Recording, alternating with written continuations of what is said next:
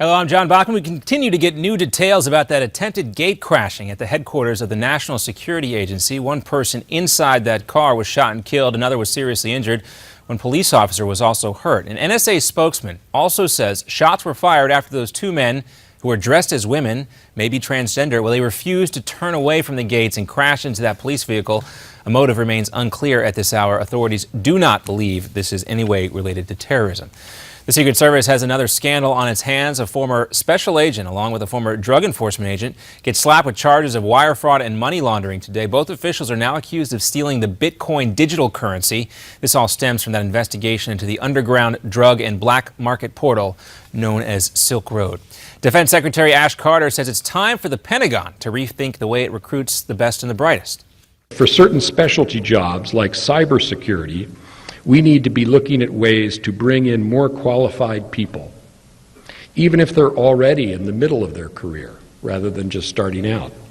Well, Carter spoke today at his former high school near Philadelphia. He says the military should also consider other measures to attract top talent. That includes programs to pay off student loan debt and allowing service members to participate in 401k type retirement accounts.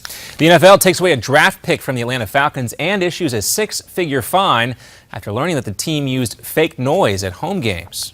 Kind of hear the crowd in this promotional video here.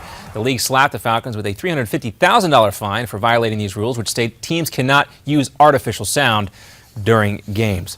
Family members of Robin Williams are headed to a California courtroom to fight over the late comedic actor's estate. Williams' wife says personal items were taken from her home without permission, but Williams' children say that she is trying to rob them of their father's belongings. Williams committed suicide back in August. Police are investigating a spring break shooting that left 7 people injured. This is the suspect right here. Authorities say David Daniels opened fire at a house party in Panama City over the weekend, where a lot of college students from around the country are staying this week. Some residents say the popular spring break destination is way out of control.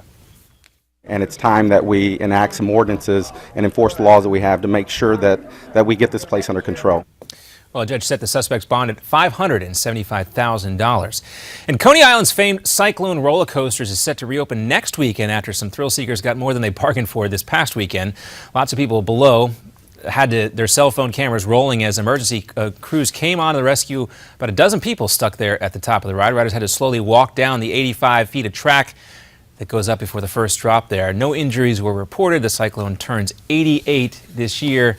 Maybe time for some more maintenance. Another update coming your way in 30 minutes. I'm John Bachman. We'll now send it back to New York, live for the Steve Malzberg Show.